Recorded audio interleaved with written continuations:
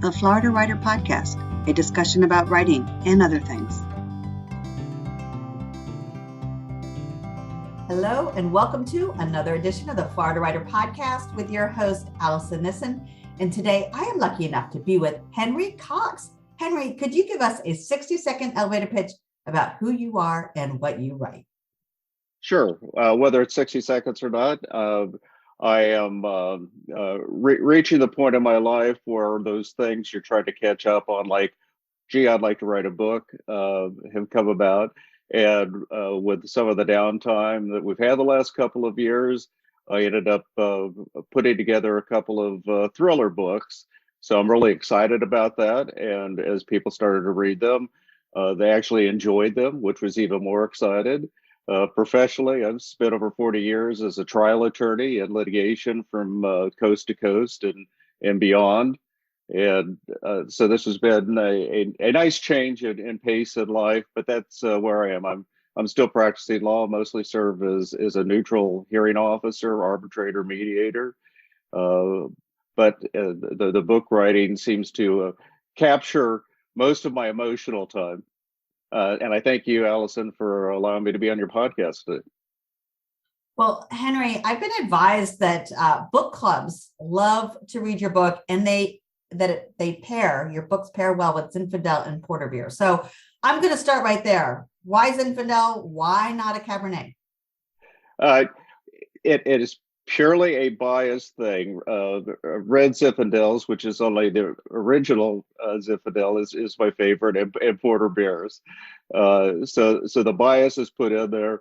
And one reason that I say that is that I think that a lot of book clubs, at least most the people that I know in book clubs, are women. My wife and sisters-in-law and everything else included. I don't know many men that are in book clubs. And so I also, in listening to what their book selections are, seldom do they pick thrillers. Now, a number of them love to read thrillers, but they never pick a thriller for their book club. And so I wanted to make it an inviting gesture. Here's my favorite wine, my favorite beer that I might have consumed while writing the book. So if you're willing to consider it for your book club, that's what I think it pairs well with. You described me to a T, by the way. I am in a book club. I love to read thrillers, and we do not read them at my book club. And, I think most of the people also enjoy reading a thriller. They're page turners. They're something that you dive into and you embrace this otherworldliness, because it's just like a crazy scenario of weird things that are going on, and you try to play a little bit of detective. But you write conspiracy thrillers. Is that correct? Well, it gets categorized as conspiracy thrillers because you can't always put the proof on the table, and I think that arises out of the legal background that you kind of know lots of things are true and have happened. Being able to prove them in evidence is a whole other ballgame. And so the topics that I've chosen, I try to make them real. They're real life issues. It's really going on. But you can't put a lot of classified data out there and things like that. So immediately it gets thrown into the conspiracy category. The exciting thing with my first book, which is about the origins of the COVID pandemic and the virus, was that people started off saying, okay, this is a conspiracy thriller. And then they started comments saying, okay, this is prophetic. How could you have realized it? And then eventually they're going, as more news reports and things came out, it was impossible to know all these things back when I wrote it in March of 2020. So that's kind of the same tracking. And the second book has had the same reactions. People become aware of the issue and they start seeing articles and things like that about rare earth minerals and metals and the chase for them and what's going on in the space race. They're going, oh my God, this is real. So they kind of start off with this conspiracy tag, and people are going, I'm not sure how conspiracy it is. So you've said it is tagged conspiracy because you can't really prove things one way or the other. Is that how you categorize a conspiracy? I mean, I always think of conspiracy like a conspiracy theory, meaning there's just enough plausibility to lead someone on a path. Is that what you're doing? Sure. And actually it gets categorize that way. I'm not sure that I have a lot of responsibility. You have to put it somewhere, and that's where it seems to fall. Uh, it also gets tagged as things like military thriller. Some people have called it techno thriller, that sort of thing. So different classifications come along, but I think the bigger tag is the conspiracy theory tag. And again, it's what you said exactly. There are threads of truth to it, and so is it more probable or not to be true? And politically, a lot of these issues are really divisive. Are you able to segregate the actual politics from the story? I definitely try to. I think we're all aware that in the current environment, that just about anything you say or word choice or what have you can get politically charged very quickly and inadvertently. It's kind of that uh, implicit bias that we have that we're not even aware that sometimes that we're taking things in that direction. So I try to take the politics out of, but obviously with the books I'm dealing with governmental agencies and what they're doing, and so sometimes people will read the politics into it, so it's not completely avoidable.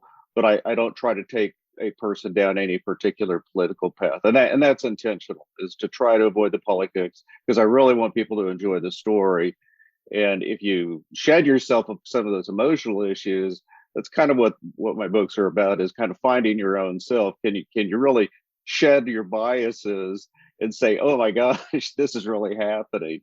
So that's part of the process, and trying to avoid the politics, certainly head on.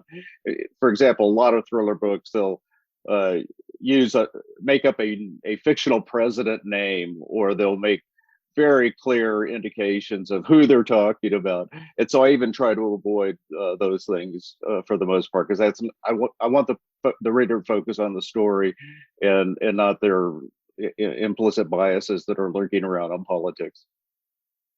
As a professional attorney, and now you said you're not a litigator, a mediator. Um, did you find it difficult to switch writing fiction compared to what you would normally write in a legal brief, or a legal brief's kind of exciting to read and write anyway?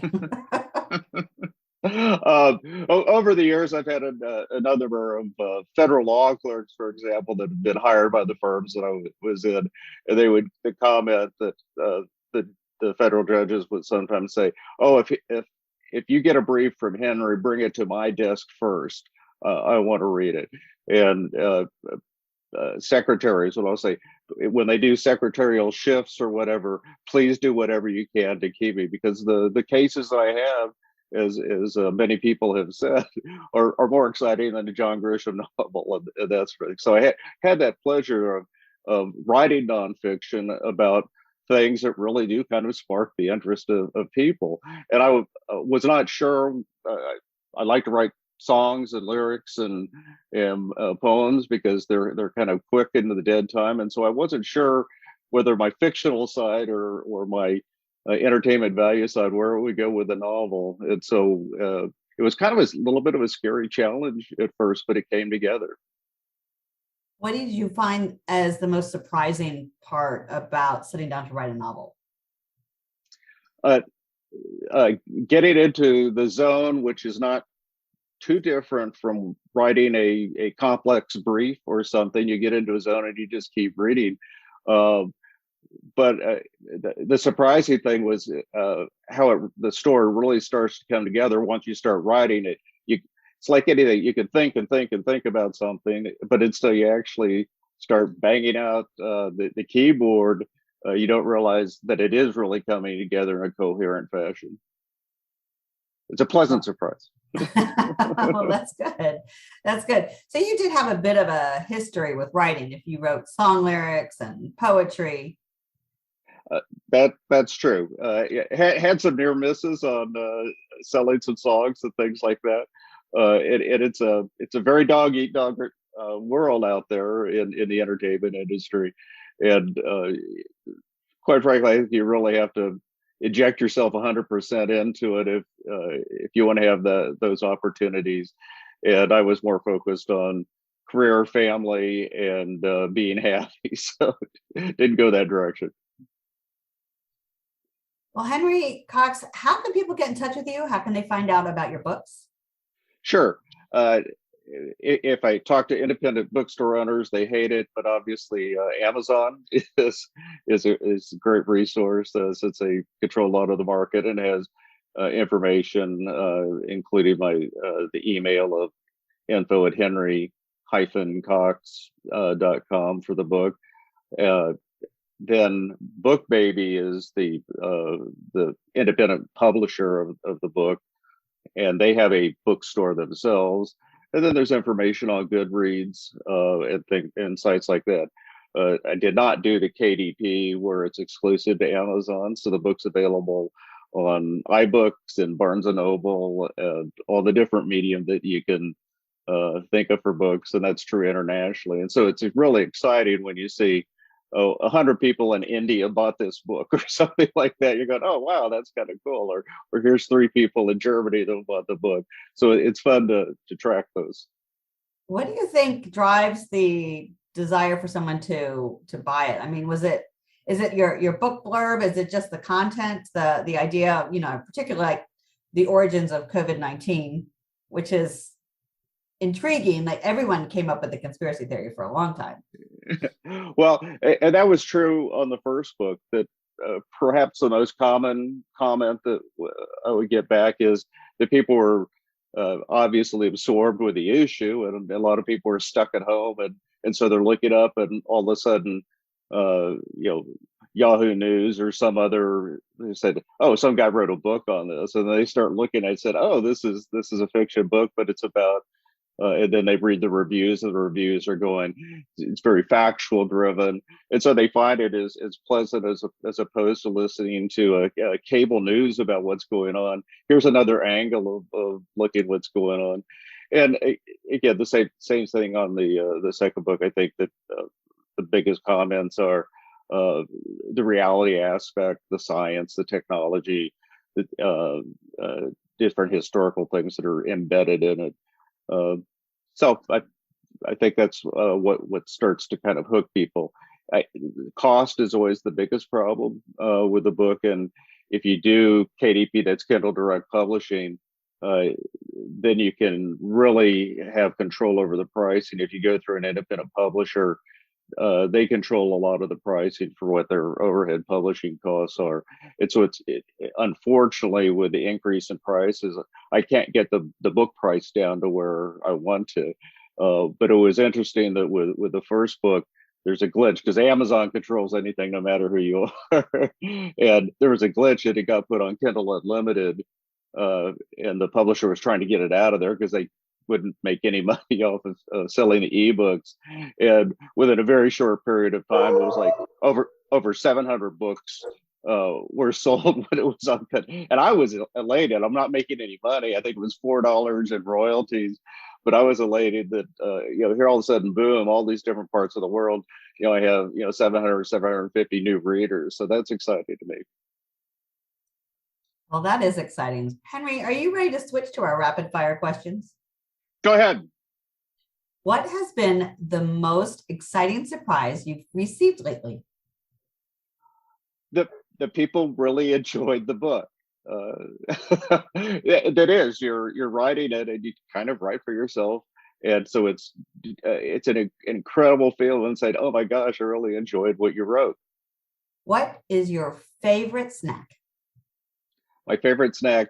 Well, my doctor tells me it shouldn't be, but peanut M&Ms are my favorite snack. And then in one of the book, there's even a reference to late night eating of peanut M&Ms. So there is reality embedded in the books. That's great. Yeah, I like the Reese's. The Reeses Pieces, right?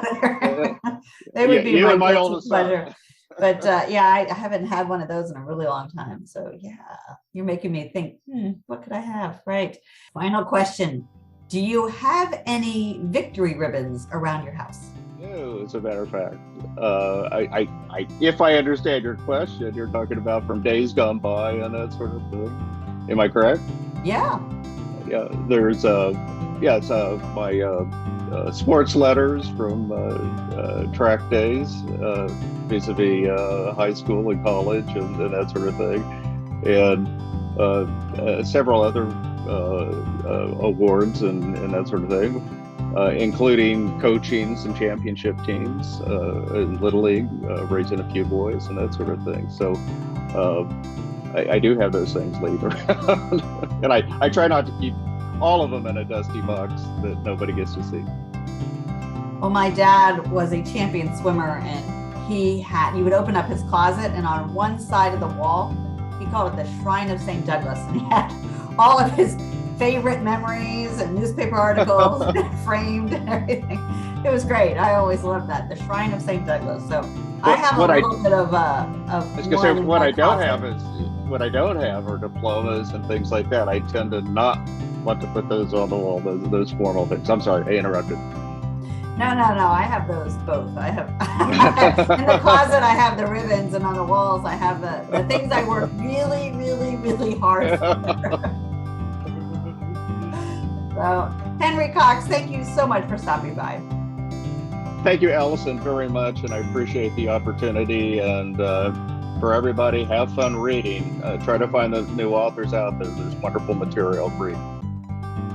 You all have been listening to another edition of the Florida Writer Podcast with your host, Allison Nissen. Allison out. Ooh, we're all done.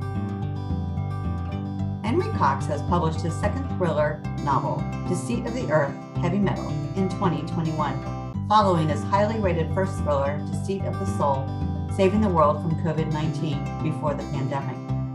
Both books debuted on Amazon's Top 100 New Release Conspiracy Thrillers with readers' favorite 5-star awards, and Deceit of the Earth has already received a BestThrillers.com finalist award.